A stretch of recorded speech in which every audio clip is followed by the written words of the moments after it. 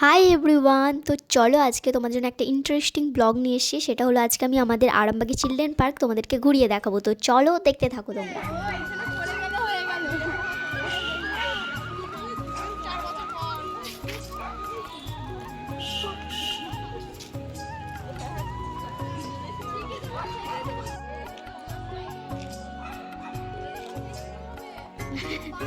Blogging হচ্ছে blogging.